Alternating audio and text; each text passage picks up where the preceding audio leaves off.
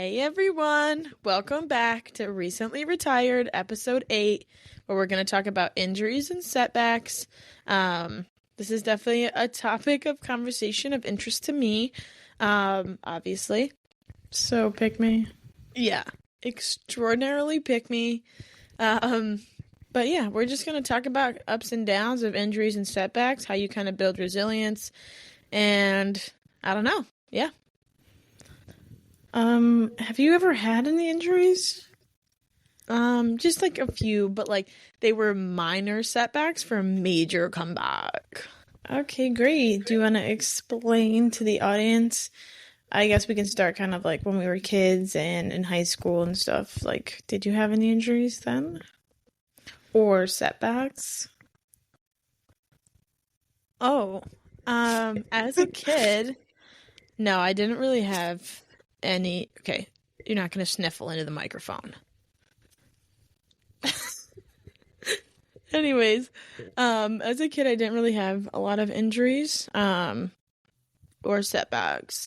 Yeah, I was very, very blessed as a kid, even into high school, like never even had an ankle sprain. And was pretty healthy. I think I had like a small knee injury that was like literally nothing. I don't remember, Libby, was I ever out for anything? All the coaches got kicked out of that game for nothing. I know, that was so embarrassing, guys. Like, this girl, like, hit me or something, and I, like, went down screaming because I, like, literally thought I tore something. I was obviously just being a baby. At the time, little would I know Karma would come back to bite me. Bite me. Anyways, our coaches, like, cried wolf. Yeah, our coaches like went ballistic. Okay, but I'm like, you're grown men. I did not make you go ballistic on a ref. I was just crying.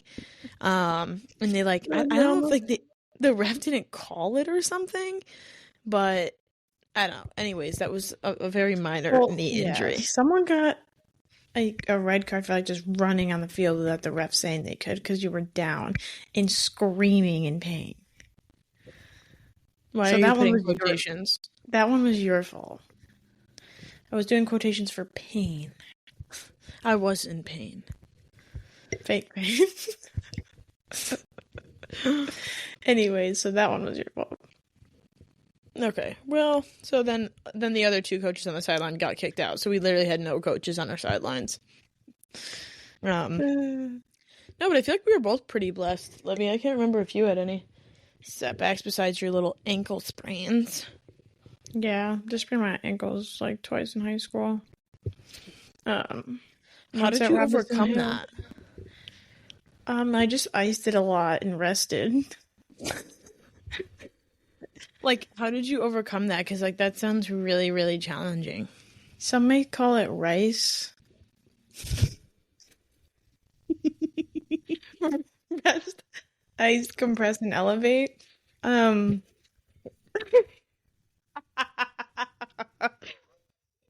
ricing. It's like a really good technique to bounce back.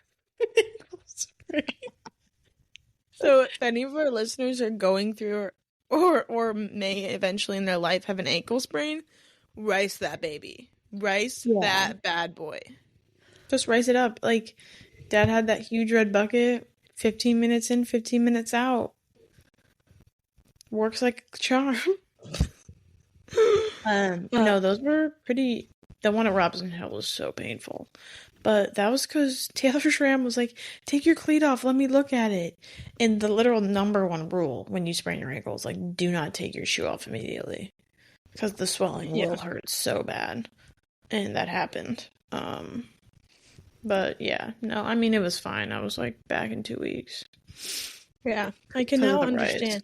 I can now understand the pain of an ankle injury. It's no joke. It's not that big of a deal. But yeah, it's fine like usually after, but we'll like get into my ACL tears here in a minute. But like I had 2 ACL tears, I had some complications, had to do like these PRP injections, which I explained in the first episode. If you haven't listened, go listen to that now. And then come back. Anyways. Stop yelling at you.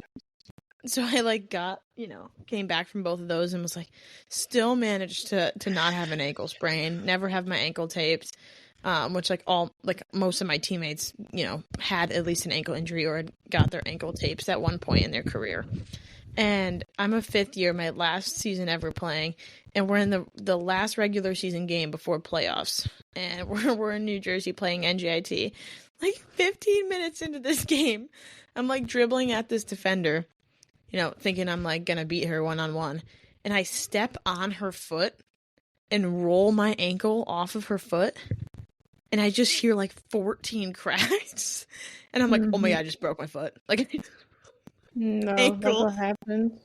Like, I just shattered it. So if that happens to you, like, it may not be broken. It may just be a sprain, but that was new to me, new information.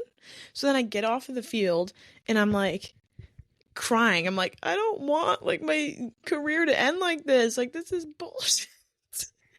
And I sit on like the trainer's table, and my like it's not even on my ankle. It's like almost like halfway up my shin. There's just a giant ball. Like, it's huge. And I look down and I just start like, I literally look away. I'm like screaming. I'm like, what is that? I'm like, what is that? To our trainer, Caitlin, at the time. I'm like, what is that? And she's like, I don't know. I'm not sure exactly what that is. We're just kind of let it go for a sec. And we kind of just let it like, hang out there on the sidelines, and then we end up winning the regular season. So we play in the semifinals a week from that Thursday. So I have 1 week. Get home, get the x-rays. It's not broken. It's just a sprain. So then I have to start doing like ankle rehab, learning how to tape my ankle, and then play my last ever game that following Thursday with like a giant ankle. And then ankle tape, which I had never worn before. But anyways, that was just like a funny story. Like, why? Like, we were just like, I was like a week away from never having to deal with an ankle injury, and they could not let me slide. Whoever's in control of that just did not want me to get out scratch free, Can't blame them. Yeah, that was crazy. No thanks. It was just like, I wish I could show you guys a picture right now, but like, we're not, me and Olivia are probably the least technical, like your technology tech savvy, yeah, thank you, people in the world. So we're barely getting our Instagram reels up of us, and only I'm doing that because Livy doesn't know how, and she won't even try. Correct. Which is rude because I've asked you to many times, but anyways, yeah, that was a fun story. And I just battled through that pain, and just came back and played a lot of Rice. Yeah, I mean, you're a warrior. Rice absolute warrior. Yeah, Rice really works. And then I got a tattoo on that foot the next day after that. WGS. Whoop 'em Gundam style. Wait, Grace was telling me the funniest story about this guy at a bar asking her about her tattoo. So many people ask, and I'm just like, I'm not getting into this right now. She's just like, so to the guy, she's like, so you know the song Whoop 'em Gundam Style? Or no, she's like, you know the song Gangnam Style? And he's like, yeah, I know that song. She's like, well, it stands for Whoop 'em Style.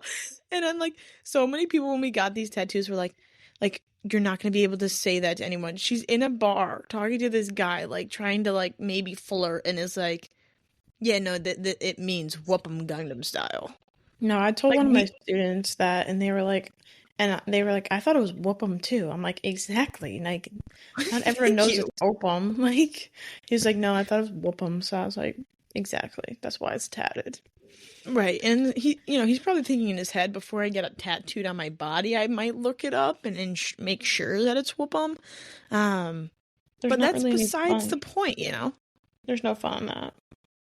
No. So WGS stands. Yeah. So, getting back to injuries, do you want to talk about your first scrimmage in college? Yeah, sure. It was really fun, guys. No, so we we're high school high schoolers graduated in like June, and then we had to kind of prepare for preseason, doing all the fitness tests, everything, and we I think started like August 5th or something, and we had the 2 days of fitness testing, and I passed both of my fitness tests, which was like a literally like 6:15 mile.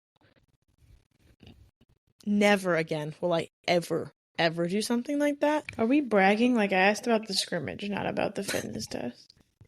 I'm not bragging. I'm saying it was ridiculous to ever run a 6:15 mile. Then some people run marathons under 5 minutes every mile. Well, I'm not one of those people. Soon my will half be marathon great. pace was like pushing 10. I will never do that. Anyways, okay, then we had another fitness test. Anyways, I passed it. I was like, excited about finally playing and stuff. And then we had our first scrimmage a week later. I was starting. It was against Bucknell.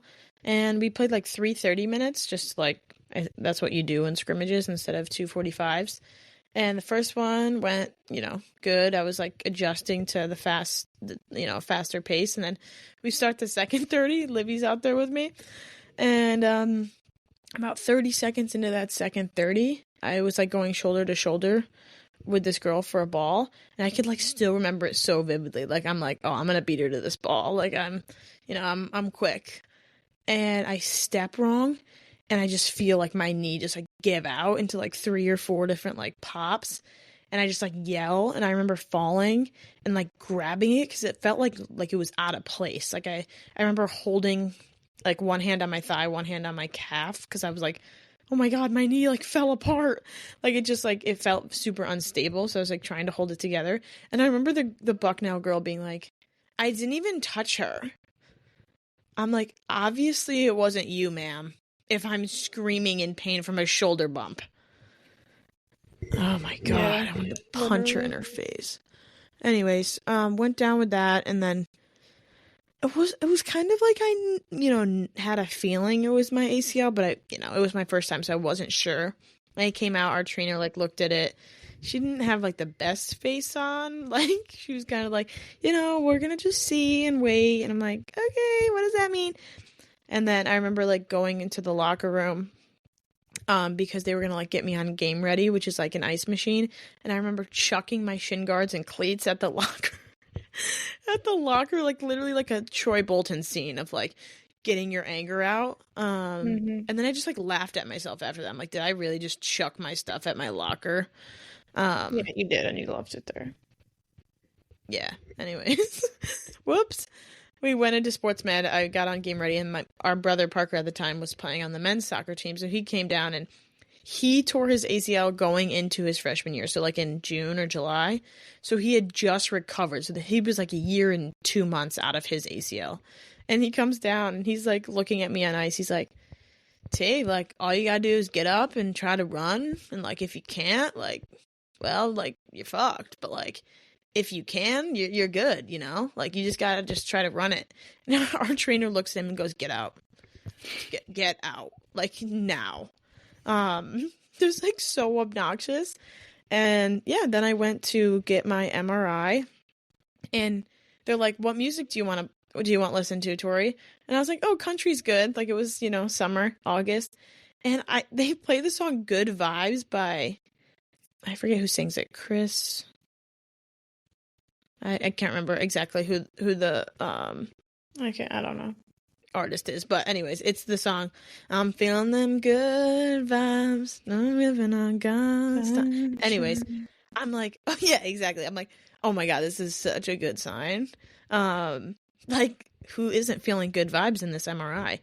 But I still, like, in the back of my mind was like, it's probably not good, but I'm loving that I'm hearing this song.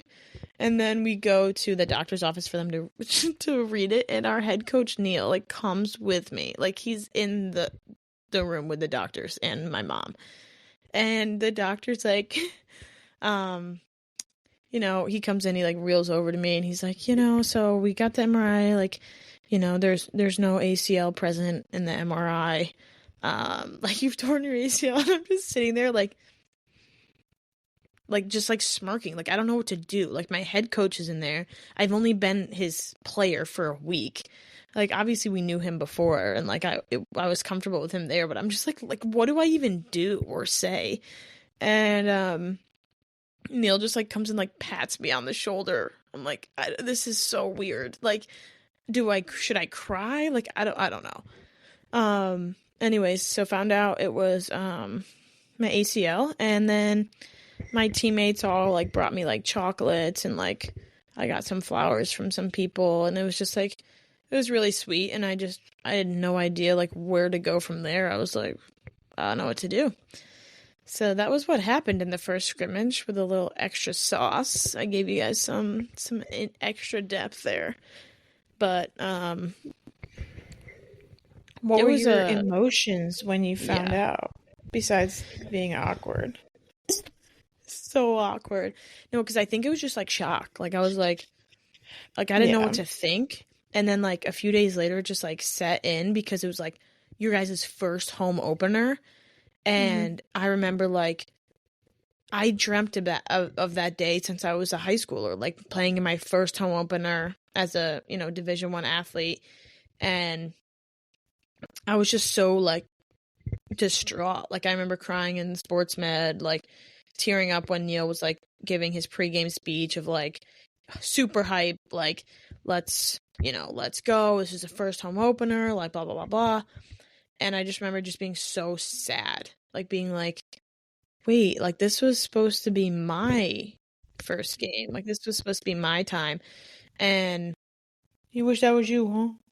Yeah. No, you wish that was you, huh? No, I did. And I think it was just really hard because I was trying to be happy for you and like happy for everybody else. But I was just like so sad that wasn't me. Because I kept like replaying like all my emotions of like excitement and being like, that's actually so depressing that I can't feel those. And yeah, it was just like really sad. And like that whole season, like you guys traveled and I couldn't travel. So I kind of just stayed at the dorm, or like my brother would pick me up and bring me to his apartment downtown. We'd watch your games and he would fall asleep. And I'd be like, Parker, wake up. Livy just scored again. And he'd be like, I'll watch it on Twitter later. I'm like, okay, dude. So classic. Support. Yeah. But yeah, I just remember like, you guys coming back from trips and talking about it and being like all excited and yada yada yada, and I don't know, just talking about your memories and talking about the games. And I just like didn't care. I was kind of like just checking out. I was eating a ton of ice cream and junk food. Failing your test. Yeah, sleeping during tests. Yeah. So what advice would you give to someone who's like going through that same time frame? Like maybe just tore an ACL, or they were really excited for a big event and they got hurt. Or something like that. I would just say like let it suck. Like don't try to pretend to anybody that you're okay, and you don't have to pretend that you're like so happy for everybody. Like, I've talked on this podcast before, like two things can be true. Like you can be super happy for your teammates and you can also be super, super sad about yourself. And you don't like your teammates. I can't promise you this, but I can highly likely promise you like that your teammates are not going to be mad at you for like saying that this sucks and being upset and just feeling how you truly feel. And I would just say like just sit in it and kind of feel like, it's okay to feel bad for yourself once in a while and feel like life's unfair and feel like you didn't deserve this. And it's okay to feel those feelings, and just know that like you have to kind of channel that energy into your recovery and into whatever it is that you're trying to come back for. And you have to use all of those emotions into something, because I felt like when I was waiting for my surgery, I didn't have anything to do besides like, rehab, but like my knee was fine. So I was just like waiting for surgery to happen, and I was just like so lost. But then once surgery happened, I was able to start like seeing timelines and really being able to push myself on the bike and, with weights and stuff like that. That's when I started to like have a little more like excitement and passion and things because I could channel my emotions and energy towards that. Does that make sense? Mm-hmm. And then, like, what advice would you give to, like, a friend or a family member of someone who's going through that situation? Like, what would you have wanted or maybe wish someone did or that someone did do for you? Yeah. I feel like you can also talk about like your experience a little bit too as being like a loved one and how it felt for you, but I think any advice I would give to somebody who's supporting somebody that's going through an injury or any setback in life is just like don't push them and don't try to tell them how to feel. Like don't be like it's okay, like you're gonna feel bad, like everything's gonna work out. Do not say everything happens for a reason. Just don't. Like don't say it. I don't care if you're thinking it, don't utter the words. Because like, and like a lot of people will just be like, you're the strongest person I know, like you can come back stronger than this.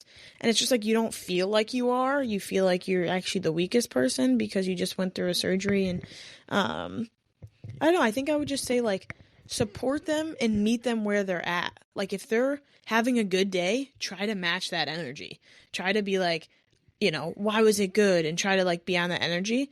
And if they're like having a really hard day, that doesn't mean you have to have a really bad day too, but that means you can kind of hide some of your emotions. If you did have a good day, you can kind of go to somebody else and do that. And I was just say like, just kind of be aware of what you're saying around them. Like be aware if you're having conversations about, the field, playing soccer, or if it's something else, like just be aware. Obviously the person who's going through the injury is aware that people are going to make mistakes and say things around them that they probably don't want to hear, but just try to be aware, I guess, of what you're saying. But the biggest thing I would say is just try to meet them where they're at and kind of match their energy, because it's really hard when you're going through such a hard time and everybody just like comes back and is so happy and laughing and talking and you're trying to get there, but you just can't. Mm-hmm. Yeah, I think it's like another important point would be just like don't make comments like, oh my god, I wish I was injured right now, or like, oh my god, I wish I would sprain my ankle on this curb right now so I didn't have to run. Yeah, like those that are not is fun to hear. That's just like not helpful for someone who's already been out for like 6 months. Yeah. But I mean, like, I caught myself saying it all the time. Like, if we had to do a time mile on the indoor track in the middle of January, like, I'm like, someone run me over. But like, Yeah. which I think it's like, it's good. It's all fun and games. Like, it's a joke. But I think sometimes Just say that when to I would another hear person someone who's about saying to it, run the track. when I would hear someone saying it in front of someone injured, I'm just like, ooh, that's not a good look. Mm-hmm. Like, say it in front of someone else, but then I would also catch myself doing it. So it's like, I get it, but it's like, I don't know. I think, like you just said, it's like being aware, knowing your audience and stuff like that. Mm-hmm. Yeah, totally. Yeah.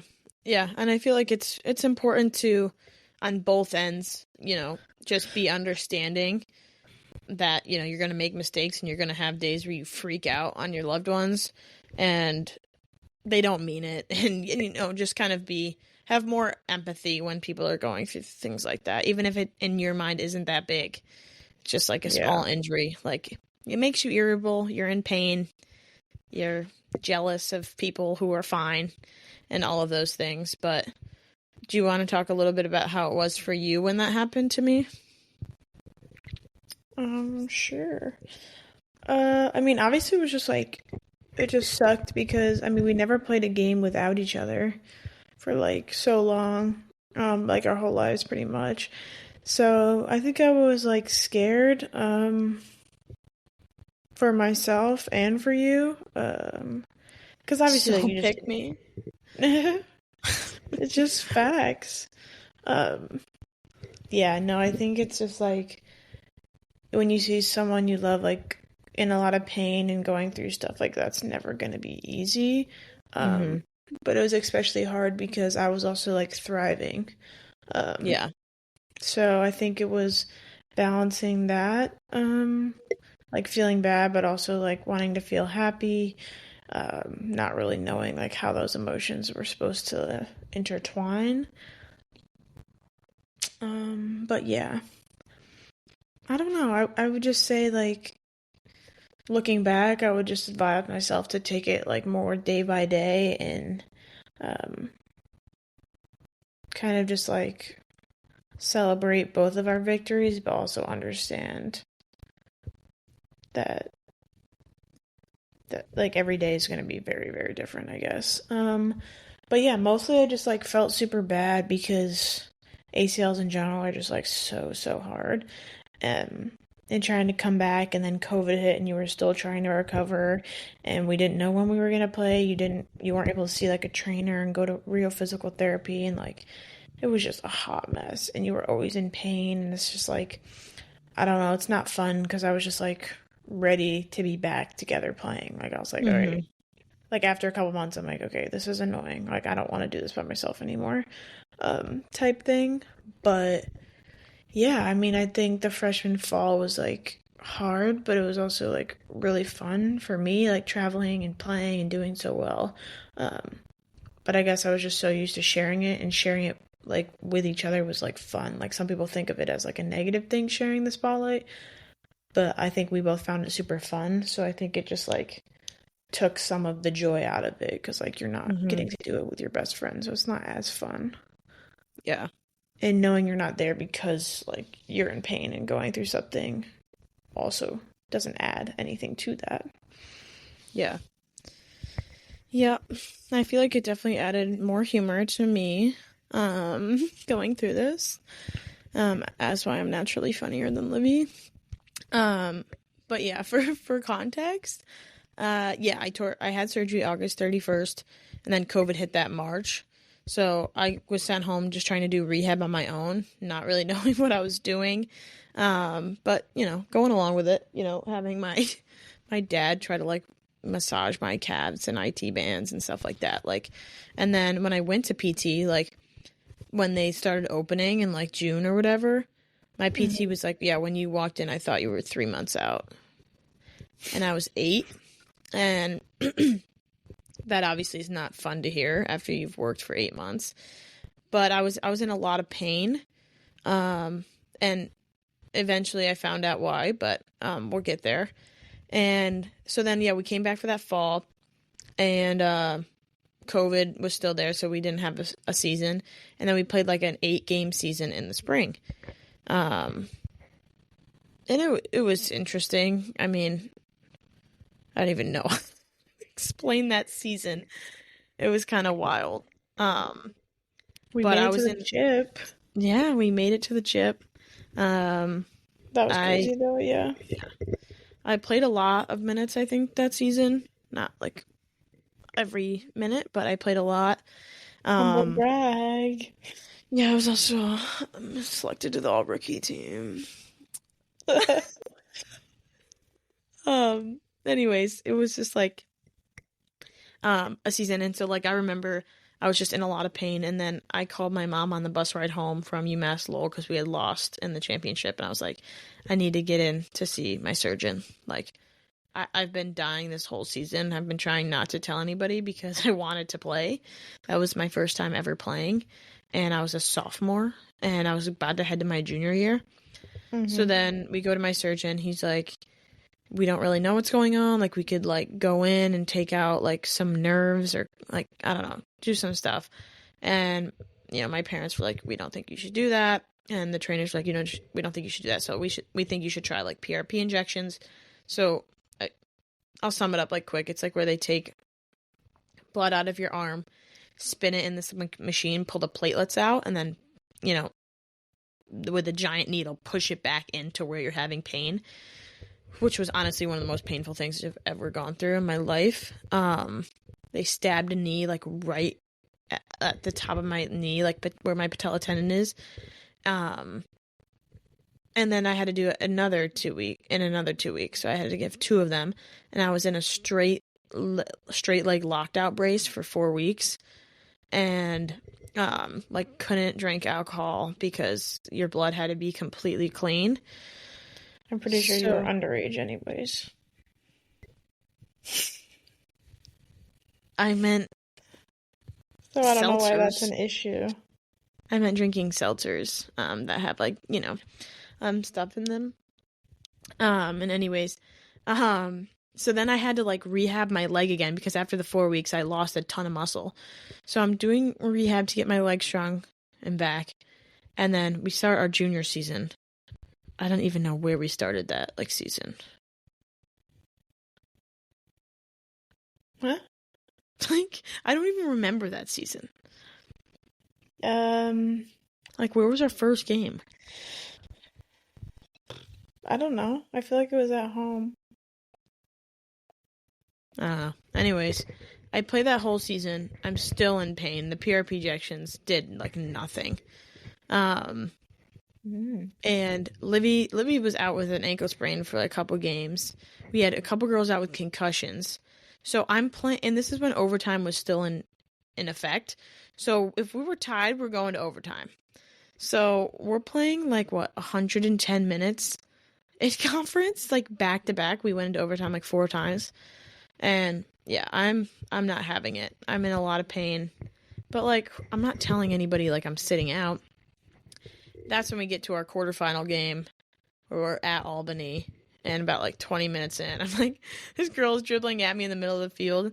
I'm like trying to contain, and like shift my hips.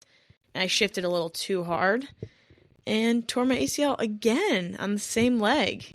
So that was really fun. Yeah. The announcers, as the girl goes by me, like, what a move. I'm like, it looks like a sniper shot me. Like, she clearly didn't make a move around me. She just saw me fall and then dribbled past me. I will literally never forget. Tori was on the ground, like, screaming, like, I'm not doing this again. Sobbing, like, I'm not doing this again. And me and Maya were standing there, like, and then Kara was like, and you're like, yeah, I just tore my ACL again. And Kara was like, okay.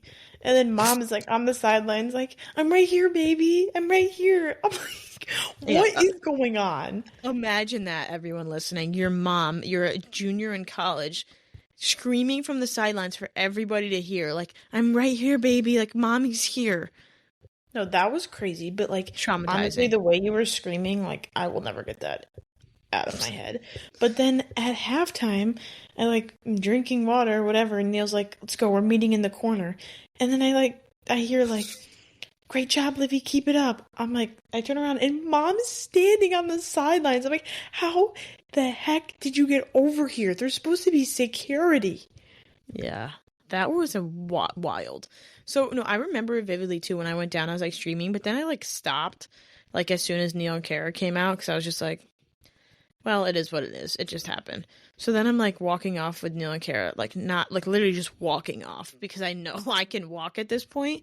Right. And I sit down on the bench and I'm like, Kara, can I go back in?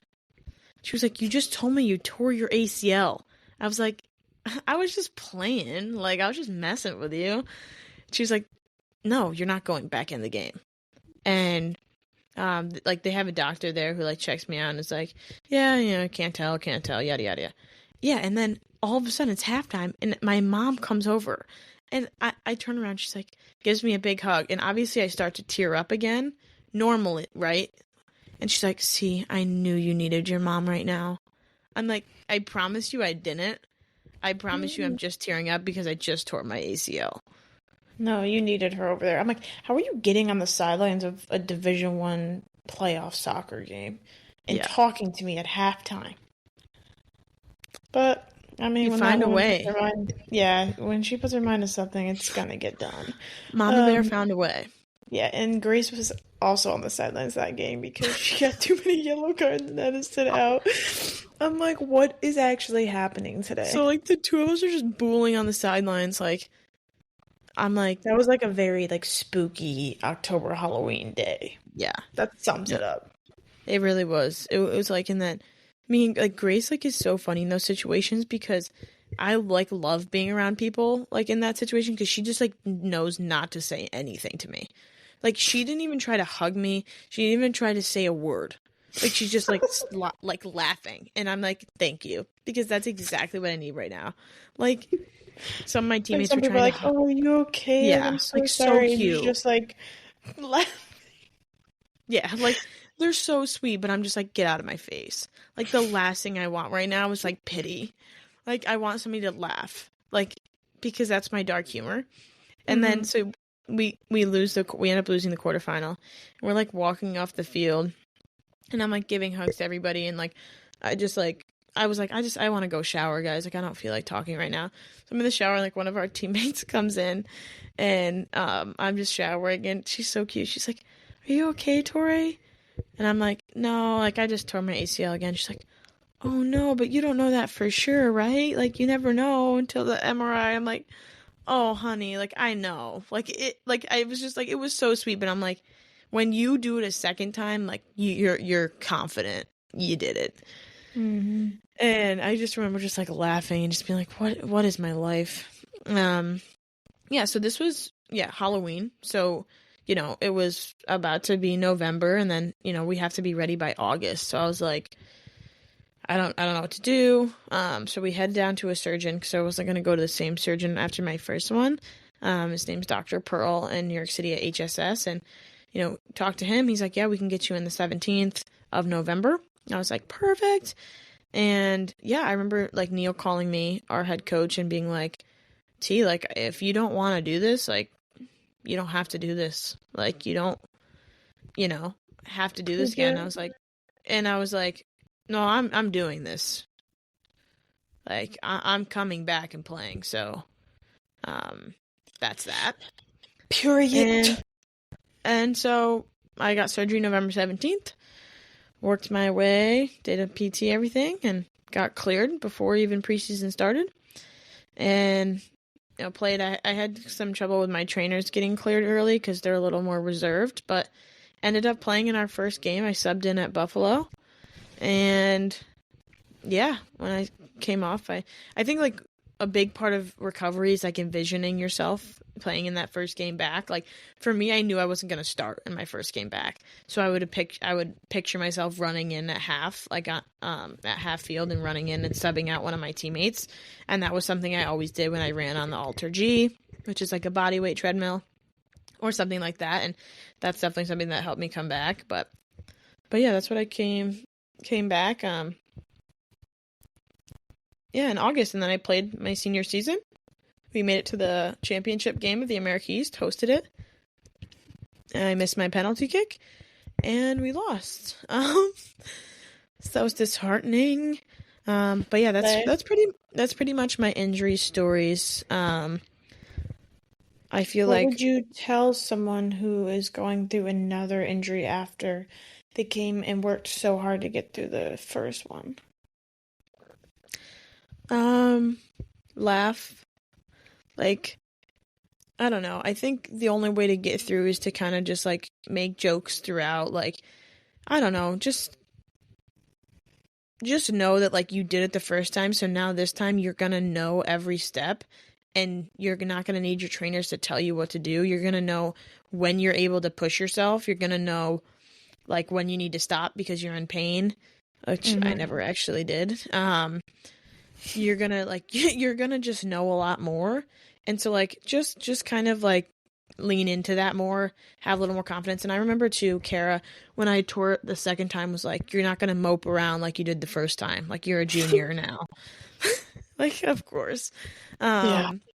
And she's like, you're not gonna mope around. Like you're gonna be a leader. Like you're still gonna do all this stuff. So I feel like my junior spring, I tried to be a bit of like a coach in some ways and try to bring like energy during spring games and practices and just uplift my teammates. But I would say too, like, really take care of yourself. Like for me, that was going to therapy. The first time I tried, and I just didn't have a really good experience with my therapist, and just didn't go back because I just didn't feel comfortable in that space. And then the second time around, I tried to give it another chance, and it really, really worked out for me for the better. I kind of learned how to harness a lot of my emotions. I learned just a lot about myself and about how to really have self-appreciation, because before that I don't really think I ever heard that term or knew what that meant.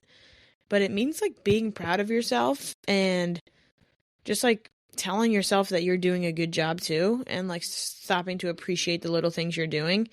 Because I think sometimes we go through life without self-appreciation, but we appreciate what everybody else does. And we always say things like that, so why don't we do it for ourselves? So taking care of yourself in whatever ways that is, like if you need to take breaks, if you need to, you know, if you don't want to come back and play, if you don't want to come back and do something, if this setback was like, yeah, I'm done, it's a sign, like I don't want to do this anymore, just listen to your heart and listen to whatever you want to do. But yeah, That's great advice. thanks. You are a warrior. An absolute warrior. Yeah, no, I just think it can be like very discouraging, but I think like you said, the second time you were a lot more like prioritizing your mental health, and like if you don't want to go to PT that day, like you didn't. And not that you like ever really did that, but it was like once or twice. It was like a snow day and you're like, I'm not gonna force myself to do this. Like I know that one day isn't gonna ruin all this progress I've made, and like not Right. feeling like so crappy anytime you did something to prioritize yourself, because like you Yeah. still came back in 8 months and beat the odds out of everything while also taking care of yourself. So I Yeah. think that's And important. that's a really good point. I kind of forget about that. But yeah, like it's not that my standards dropped of like what I should be doing. It was more like realizing like just because I'm going to push myself extra harder, that actually might make it worse. Like Right. which it did, which I forgot to explain. When I went in for my second surgery, they found a cyclops lesion, which is where part of your ACL starts to tear and ball up in the front of your knee.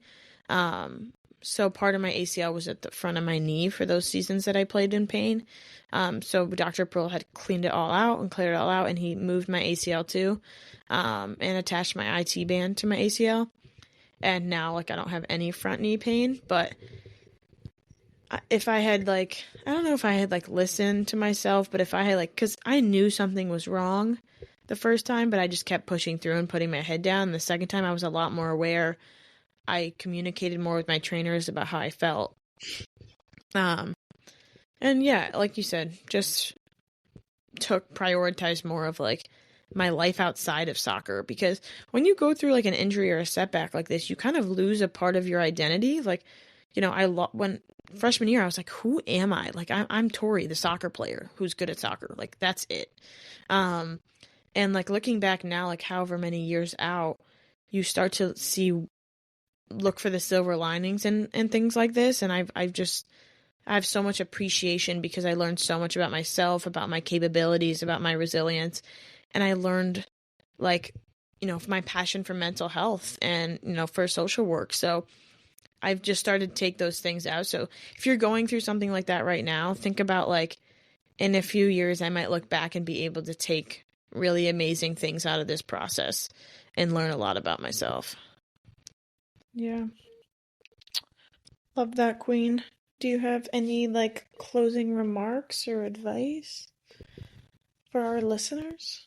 Yeah, I mean, you guys, I'm sure, like, you all have been through something in your life or will go through something in your life that, you know, is a setback, or it's an injury, or it's, you know, something that goes kind of wrong that you weren't expecting, right? And I want you to know that, like, as soon as something like that happens, take time to process it. Don't just try to move on to a solution or move on to like recovery so fast that you can't even process what just happened. It's okay to like feel the feelings. It's okay to like mourn that loss. Like I still do. I'm like, if imagine if that never happened, the soccer player I could have been, the person, like the player, the awards, all of that. But that's not what happened.